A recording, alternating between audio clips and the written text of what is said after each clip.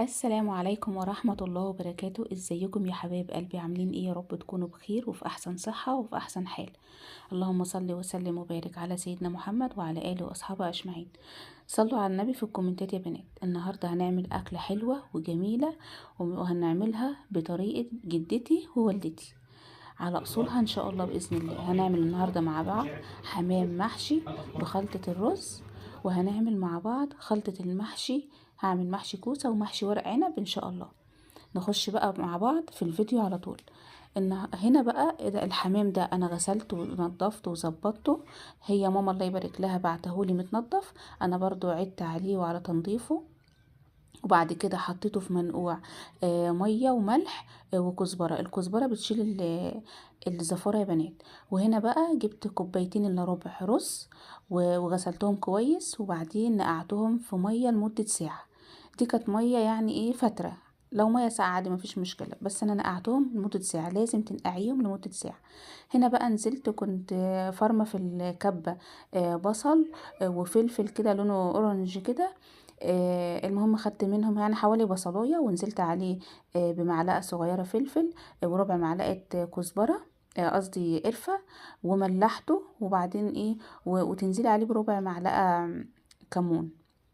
انا بصراحة الكمون كان خلصان عندي، بس هو اهم حاجة الفلفل والقرفة. ونزلت بقى على الكلام ده كله بمعلقة سمنة بلدي من اللي قلبك يحبها. تعمليهم كده بالمعلقة وتفركيهم كويس، وبايدك برضو. ايدك لما بتدعكي الحاجات دي بايدك بتدي نفس للاكل. انا مرضيش اعملها بايدي علشان خاطر ايه محدش يتضايق او كده. هنا بقى ال الحمام بعد ما اتنقع في المحلول شطفته شطفتين حلو وصفيته من المية. وبعد كده ايه هحشيه. طبعا انا فاصله الجلد عن اللحم، وهنا انا ضغطت كسرت العضمايه بتاعه الصدر علشان خاطر اعرف احشي الحمامه كويس. زي ما انت شايفه كده هروح جايه حاطه شويه صغيرين في قلب الحمامه. خلي بالكم يا بنات، انا المره دي عاملاه برز مش مستوي نص سوا. شفت انا حطيت حبه برضو صغيرين بين الجلد واللحم، يبان ان الحمامه فاضيه مش فيها رز. لكن لما يتحط في الميه وفي الشوربه ويستوي، طبعا احنا عارفين ان الرز لما بيستوي بينفش عشان خاطر الحمامه ما تفرقعش منك.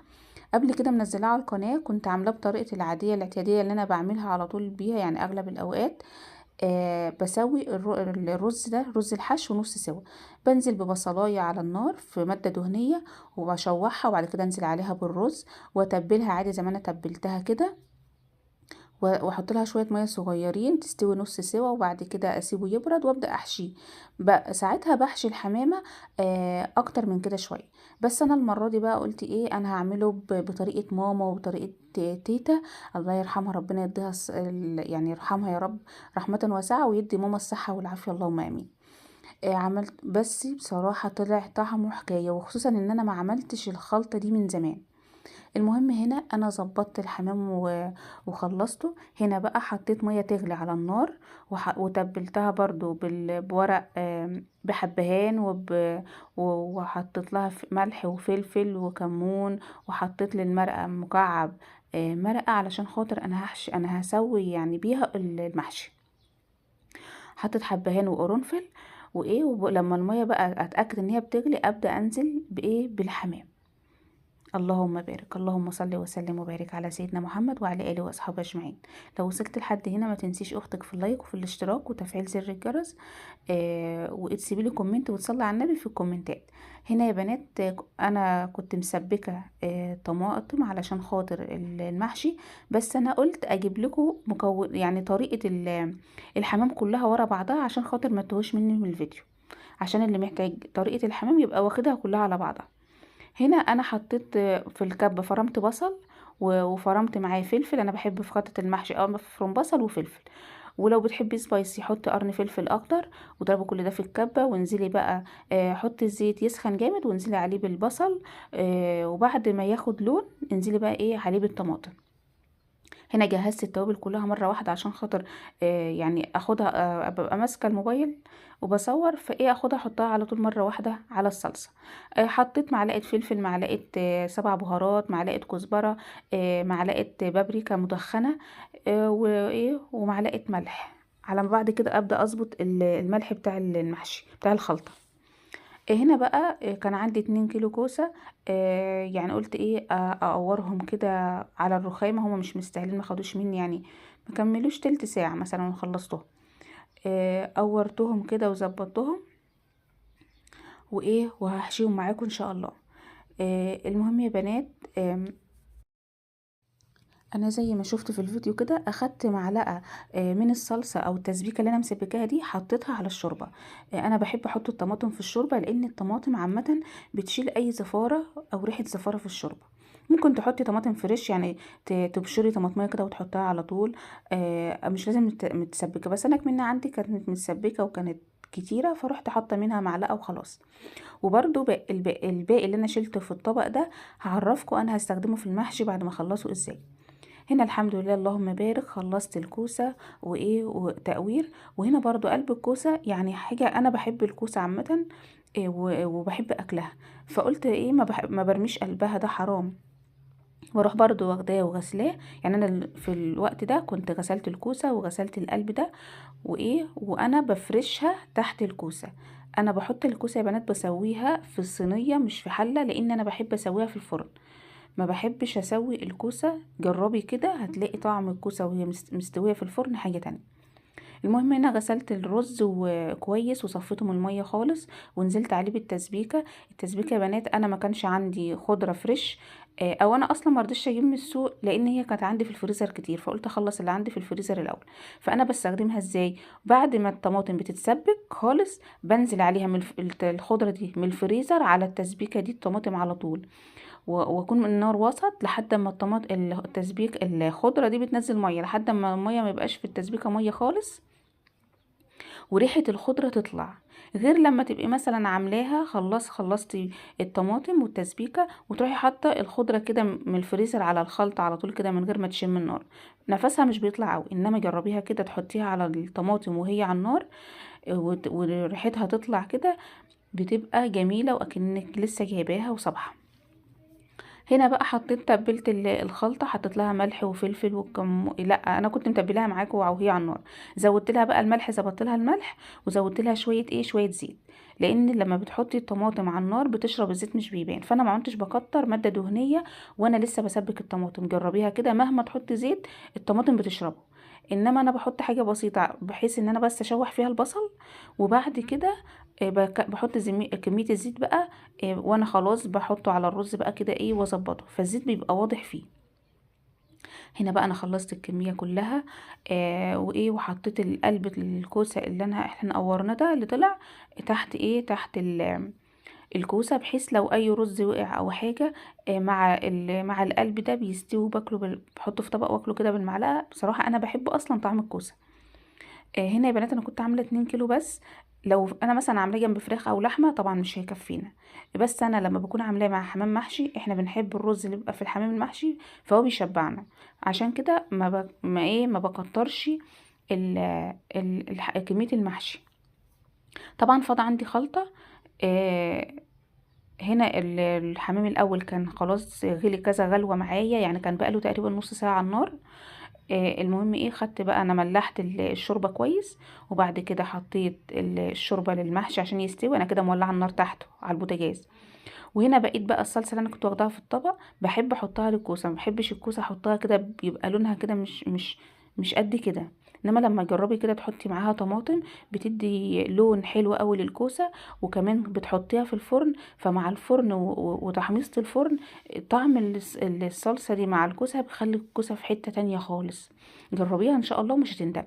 هنا بقى بعد ما خدت غلوتين على النار حطيتها في الفرن تكمل سواها. انا بقى بختبر الحمام ان هو استوى ازاي، بحرك كده الجناح بتاعه لقيته طلع معايا بسهوله كده، خلاص اتاكد ان هو استوى.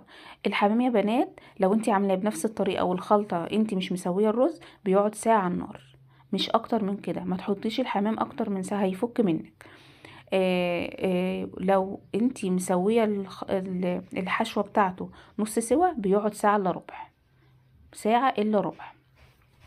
هنا الحمامة الصغيرة دي كانت يعني كان فايت شوية رز، فانا يعني حطيتهم شوفي عشان زودتها شوية، يعني زودتها معلقة فرقعت مني، بس يعني ايه مش قوي، يعني حتة من الجنب كده. المهم هنا يا بنات فاط معايا خلطة من المحشي، قلت برضو ايه هروح لفاهم كده بسرعة وسامحوني على لفة صباع المحشي ده كبير، انا بصغره عن كده بس عشان كنت مستعجلة وعايزاه يلحق يستوي مع تسوية الكوسة. قلت هسويه، احتاجنا يبقى موجود، ما احتاجناش يفوت لتاني يوم، وانتوا عارفين معايا ان انا بحب المحشي يفوت معايا لتاني يوم، بحيث ايه امشي الدنيا بتاني يوم بواقي المحشي دي. هنا بقى حطيت له الشوربه بتاعته وبدأ يغلي معايا وهديت النار عليه. هنا الكوسه خلاص كانت دخلت في التسويه يا بنات، شلت بقى من عليها الصينيه دي، انا لازم تغطيها بورق فويل او صينيه، وورق فويل افضل كمان، بس انا صراحه كان خلصان من عندي فمشيت نفسي. هنا بقى اثبات ودليل ان انا عامله الحمام النهارده بطريقه جدتي. ليه بقى؟ هي كانوا زمان الاول بيروحوا دهنينه كده زبده او دهنينه قشطه اللي هي وش اللبن، ويروحوا مدخلينه في الفرن اللي هي الفرنه بتاعت زمان اللي هي اللي بتبقى معموله من طين اللبن ده، بيروحوا حاطينه بقى، والفرن بيبقى معمول بيبقى سخن قوي وخلي الريحه مفحفح. فانا قلت والله هعمله بقى ايه، هكمل جميلي واعمله بنفس الطريقه. كان عندي وش لبن، كانوا حوالي 3 معالق، فقلت مش مستاهلين احطهم بقى ايه في الفريزر، في العلبه بتاعه الفريزر اللي انا بجمع فيها وش اللبن، وقلت ايه والله احطهم احمره بيها. انا يا بنات ما بحمروش على النار لانه الحمام بيبقى دسم، بيبقى بين الجلد واللحم كده دهون، بيبقى دسم، فانا بحب اصلا احطه في الفرن. بفتح الشوايه وايه واحطه تحت الشوايه كده، الشوايه اخليها نارها وسط وبدخله، حتى لو انت مش هتدهنيه قشطه هو برضو بيحمر نفسه، حتى هتلاقي نازل منه كميه دهون كبيره، مش عشان خاطر انا حتى قشطه، لا هو اصلا بينزل دسم، علشان خاطر تاكلي بقى الجلد وانت مستمتعه وما تحسيش ان هو تقيل او يخليكي نفسك تجزع من الدسم اللي فيه. فحمريه كده تحت الشوايه هتلاقيه حلو وطعمه حكايه، ومش هتحسي ان هو تقيل عليكي غير لما تحمريه في زيت او في سمنه على النار. لو انتي مش مشغله الفرن اصلا من تحت بتسوي فيه المحشي وعايزه تحمري فيه الحمام، ما تشغليش الفرن، هي بس الشوايه ونارها يبقى وسط، بلاش يبقى هادي قوي عشان الرز ما ينشفش في قلب الحمام، وبلاش يبقى عالي فيتحرق يتلون بسرعه من غير ما ينزل الدسم الزياده اللي فيه. هنا بقى المكان اللي بياخد لون بروح جايه قلباه ويعني موجهه الناحيه اللي ما اخدتش لون لنار الشوايه. هتلاقي حتى المكان اللي انا ما دهنتش فيه القشطه او وش اللبن عليه برضو خد اللون، بس صراحه وش اللبن برضو بيزود النفس والنكهه كده، بيخليه تحفه وبيخلي لونه اجمل كمان. هنا ما شاء الله مديله لمعه، مدي الحمام لمعه حلوه قوي. انا صايمه يا بنات وانا بسجل لكم الفيديو، وصراحه يعني من الصبح ما حسيتش بجوع، بس لما شفت الحمام ريقي جري عليه. ربنا يحسن ما بين ايديكم يا رب، وبألف هنا وشفا علينا وعليكم، اللهم امين يا رب العالمين. بالمناسبة يا بنات انا الحمام ده انا اللي مربياه، يعني انا مربياه على السطوح عند ماما، وهي ماما مربيه برضو، فانا هي ربنا يديها الصحه والعافيه، هي اللي بتولي ليا، انا ببعت لها الاكل او الفلوس وهي تجيب الاكل وبتولي ليا وبتذبحه وتنضفه لي، وربنا يديها الصحه ويجعله في ميزان حسناتها يا رب، اللهم امين. شايفين الحمام ما شاء الله اللهم بارك، شكله جميل وتحفة وحاجة كده تفتح النفس. جربيه بطريقتي كده والله ان شاء الله مش هتندمي. بتمنى منكم يا بنات لو وصلتوا معايا لحد هنا تدعموني وتقفوا جنبي وتشتركوا في القناة وتتفرجوا على الفيديوهات للنهاية علشان خاطر اقدر استفاد من الفيديو، وعشان خاطر افعل القناة ان شاء الله بإذن الله. ربنا يجعله في ميزان حسناتكم اللهم امين يا رب العالمين. ولو حابين القناة وحابين ان انتوا يعني حابين طريقتي في الكلام او في تسجيل الفيديو او اصلا الروتين واللي انا بعمله، يا ريت يا بنات تكتبوا له في الكومنتات وتشجعوني كده. ربنا يحسن ما بين ايديكم يا رب، اللهم امين.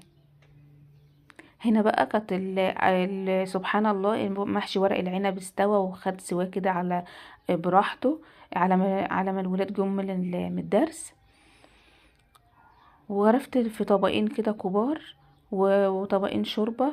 والحمد لله ما بارك. هنا الكوسة انا غرفتها برضو، بحب اكلها بالمعلقة كده.